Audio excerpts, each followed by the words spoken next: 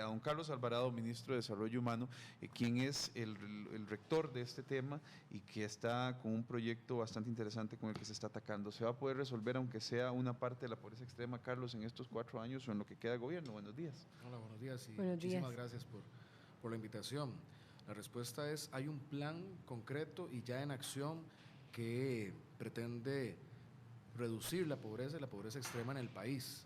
Esas cifras, tal cuales las plantean y que son las cifras oficiales del INEC, nos ponen como país un reto muy grande.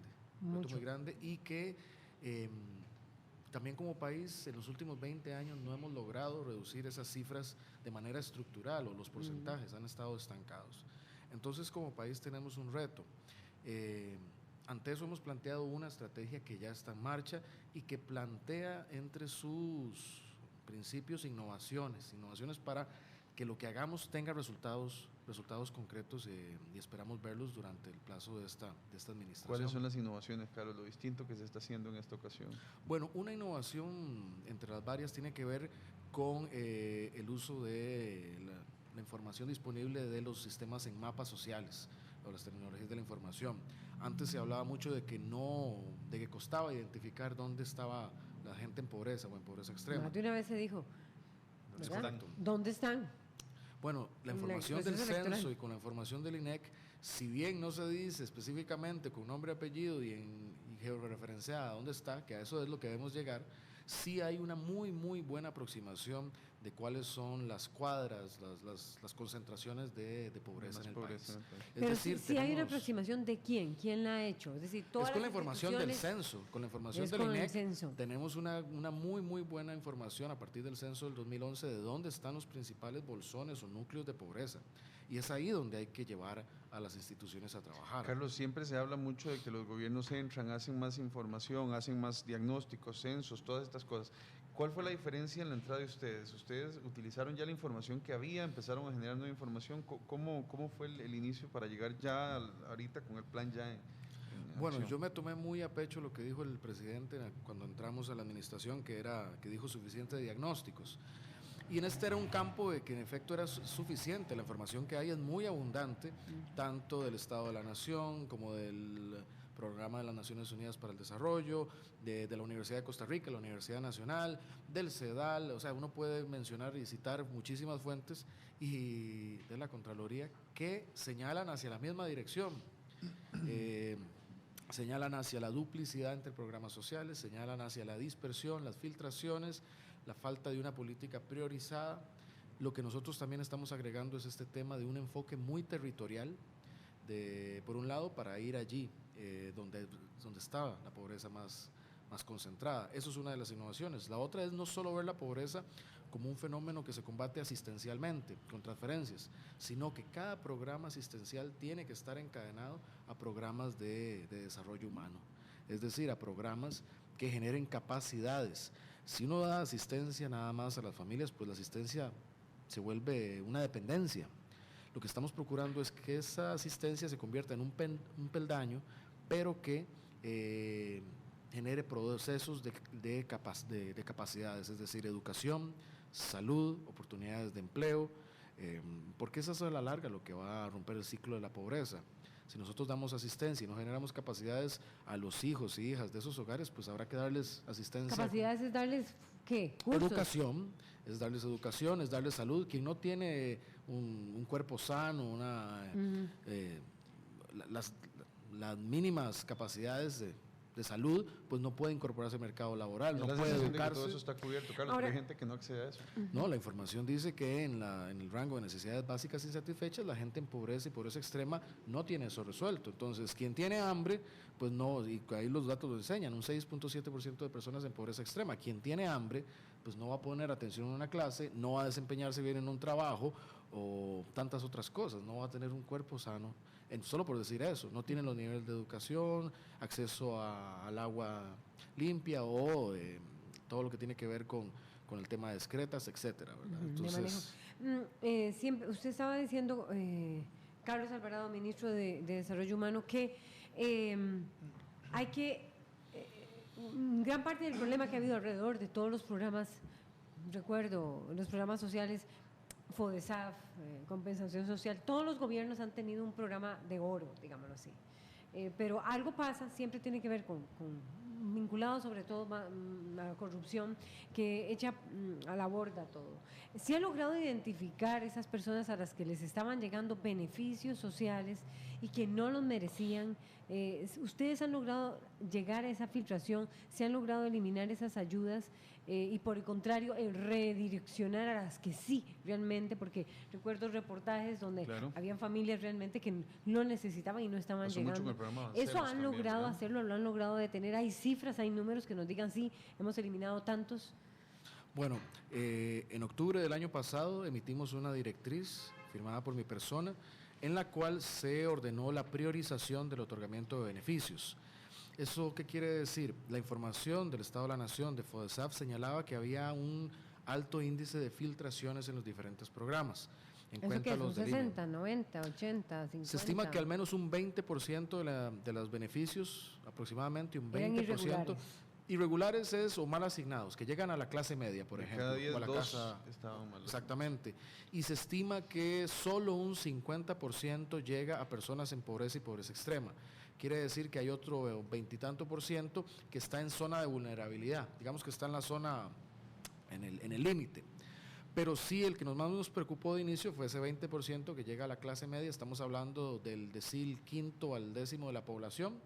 En octubre, ¿qué hicimos? Hicimos una directriz que obligaba a la institución en sus principales programas, en este caso IMAS y Avancemos, que son programas muy grandes, a priorizar la entrega o el otorgamiento de beneficios a la parte más baja de la escala y de ahí vía lista de espera hacia arriba. ¿Con eso qué se consigue? Con eso se consigue otorgar primero a quien más necesita. Porque la lógica venía siendo se otorga a quien llega. Es como quien llega, pues puede optar un beneficio. Pero la información también nos dice que quien tiene más facilidad de llegar es no necesariamente quien más necesita. Correcto. La gente que está en zonas más alejadas, la gente que está en mayor pobreza, que no puede ni pagar los pases para ir a solicitar una ayuda o que no puede hacer una fila, pues es la que menos capacidad de acceso tiene. Y eso es otro cambio que hemos hecho en el enfoque de la pobreza, no esperarla en la ventanilla, sino a través de los cogestores sociales ir a buscarla. Carlos, pero a esa pregunta específica, se estimaba de nuestra información que al menos un 10% de los beneficios estaban otorgados a personas que calificaban como no pobres, tanto en Avancemos como en eso. Al inicio del 2015 ya esos grupos, digamos, no son prioritarios en el otorgamiento de beneficios y eso se ha direccionado a las personas en pobreza extrema y pobreza. Eso es una decisión que tiene implicaciones. Por ejemplo, en el programa Avancemos estamos hablando de aproximadamente unas 8,000 becas. Ahora, como le digo, eso no es una medida, es una medida necesaria si se quiere hacer un uso eficiente de los recursos públicos. Ahora también, no es una medida popular necesariamente, pues estamos hablando de gente que se le dice usted no califica para el programa. ¿Pero con qué ánimo? Porque es gente que efectivamente puede que están mejor que las personas en pobreza y pobreza extrema. Y estamos direccionando los fondos hacia esas personas. Carlos, uno de los problemas principales de los proyectos y de los programas, y que Laura misma ahorita nos explicaba, y el tema de las becas que estaban mal asignadas y demás, es que no se les da seguimiento. Es decir, hablamos de que tienen que ir a educación, a salud, y tienen que acceder a eso, pero ¿quién le da seguimiento a eso? ¿Cómo va a cambiar eso en esta ocasión? ¿Hay algo que sea distinto o vamos a seguir sin darle seguimiento a los temas? Bueno, el programa que hemos planteado, que se denomina Puente al Desarrollo, ¿qué diferencia tiene en ese sentido? En el sentido de los programas estrella de administraciones. Este programa lo que genera es una articulación de los programas existentes. No estamos inventando algo nuevo, lo que queremos es, con lo que tenemos, potenciarlo. ¿Y en qué medida? En efecto, hoy una familia se ve enfrentada a esa diversidad de programas. Si necesita una beca de escuela, tiene que ir a FONAVE. Si es una beca de colegio, tiene que ir a Avancemos en el IMAS. Si es una vivienda, tiene que ir a la entidad autorizada del BAMBI o del Ministerio el Ministerio de Vivienda. Si necesita un seguro, tiene que ir a la caja. Y así vamos multiplicando todo esto y hace muy difícil el tener una política integral. En lo bueno hay una plataforma robusta social, en lo complicado es muy alambicada, es muy complicada y genera el que la familia en pobreza tenga que relacionarse uno a uno con todas estas instituciones. Tomando en cuenta estos datos que usted decía, Carlos, en el programa Avancemos han salido 8,000, ya hay 8,000 beneficiarios que no lo están recibiendo. En el programa de FONAVE, ¿tiene En estimado? FONAVE, lo que hemos hecho en FONAVE más bien ha sido preocuparnos por el pago efectivo, que había un Lo que se problema incumplía. previo, que es que Ajá. ¿Cuánta gente se quedaba sin ese pago efectivo? bueno, no, se pagaba, pero FONAVE pagaba en los últimos 6 años, pagó en junio. Es decir, correcto. entraban a clase los niños Medio año. y no se les Completo. giraba la beca, y era hasta junio que se les hacía como un pago retroactivo. Eso no iba de la mano con una estrategia de mantener a los locura. jóvenes en las aulas y de efectivamente de ¿Cuánta gente estamos estrategia hablando que educativa. recibió puntualmente y en qué mes? 114,000 niños Empezando el año. empezando en enero, la primera vez que se hizo en 6 años. ¿Por qué? Y eso tanto la ministra de Educación como mi persona nos esmeramos en hacer eso, porque queríamos empezar el curso lectivo de una manera, de la mejor manera posible, que los jóvenes entren a las aulas con el programa de cuadernos, con las becas de escuela, con las becas de colegio a tiempo, para empezar el curso lectivo con el O sea, los pie abusos derecho. estaban sobre todo ubicados en Avancemos. ¿En dónde más encontraron esas No, irregularidades? abusos hay, les soy sincero, abusos hay, no abusos, filtraciones, porque eso ¿Filtraciones? puede ser Ujú. gente, no necesariamente que hace algo irregular, lo que pasa es que tramita su información, le dan el beneficio, pero es una persona que, digamos, está en un estrato social de algún ingreso. Que no es urgente, por lo menos. Exactamente, que no va de la mano con una estrategia de combate efectivo de pobreza y de pobreza extrema. ¿Qué estimaciones tienen ustedes? ¿Cree posible, Carlos Alvarado, presidente ejecutivo de Limas, que sea viable reducir ya un 1%, reducir la pobreza sería un hito, ¿verdad? ¿Cuál es esa estimación que ustedes tienen en pobreza en general? Bueno, y la meta es acabar con la pobreza extrema en los próximos 3 años.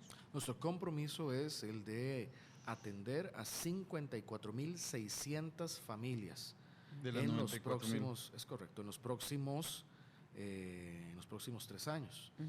De esas, ya en el programa Puente al Desarrollo hay 15,000 familias bajo este esquema. ¿Cuál es el esquema? Se les da un beneficio asistencial en la base, por decir así, de 75,000 colones. ¿Y cuál es la innovación? Estas familias se les da un seguimiento, a propósito del seguimiento, a través de la figura de un profesional, que es el cogestor social, un trabajador social, un desarrollista social, que atiende directamente a la familia y se encarga que no solo reciba este beneficio asistencial, sino que se encadene a la familia con la red de programas sociales. Es decir, que si en ese hogar hay un niño que está yendo a la escuela y que ojalá tenga una beca, si hay un joven que vaya al colegio o vaya al INA a capacitarse, si hay un adulto mayor que tenga la atención médica necesaria, pero también si no tiene una pensión del régimen no contributivo, que tenga esa pensión. ¿Cuántas familias por cogestor? Son 170 familias por cogestor social, son 160 cogestores en 2 grandes olas de 2 años, porque esa es otra innovación. El programa no es permanente, el programa es temporal, porque lo que se quiere es trabajar con la familia y darle esas capacidades para que pueda cada vez más valerse por sí mismo. ¿Temporal temporal en los próximos 3 años o temporal dentro de un año o temporal? 2 años, 2 está años. planteado el esquema del Por programa. eso, Con ese esquema se pasa ¿cómo, pobreza cómo por verían años. esos datos? ¿Es posible acabar con la pobreza extrema en 2 años? En 2 años no es posible acabar No es con la posible. pobreza extrema. Eso es un hecho. Lo que es posible, ¿qué es posible? Es altamente posible, no sé si está bien dicho, pero podemos como país atender a estas familias y darles estas herramientas, porque presupuestariamente existen. Podemos darle todas estas capacidades y podemos invertir un 5 transformar más. esas vidas, sin dejarlo invertir lo que estamos invirtiendo.